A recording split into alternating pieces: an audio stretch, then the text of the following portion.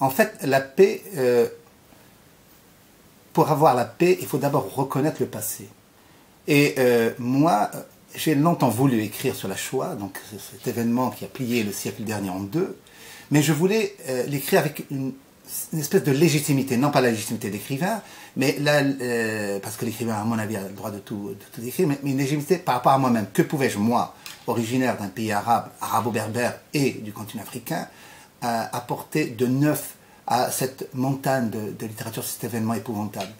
Et cette légitimité, je l'ai trouvée le jour où, dans une interview, en fait, dans une biographie consacrée à Hermann Göring, l'un des personnages importants du système hitlérien, j'ai découvert que son père, donc Heinrich Göring, avait été gouverneur de ce qui s'appelait à l'époque la German Southwest Africa, qui allait devenir dans les années 85 dernier la Namibie.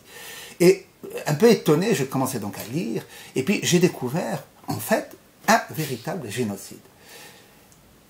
En 1905, le général von Trotha, sur l'ordre du Kaiser Wilhelm, c'était déjà le Deuxième Reich, donc fait assassiner en fait 80% de la population des RRO et 50% des Nama, à la suite de ce qui est, en fait, correspond réellement à ce qu'on entend par génocide. Une intention déclarée, écrite dans le cas d'ailleurs du général von Trotha, et puis la mise en exécution. Et moi je prétends que la paix, c'est aussi reconnaître les liens profonds de l'histoire, les plaques tectoniques de l'histoire. Et donc de découvrir que quelque part la Shoah a un peu commencé en Namibie, puisqu'on va découvrir que les principaux personnages, en fait, quelques-uns des principaux personnages en fait, du système hitlérien allaient faire leurs premières armes en fait, en Namibie.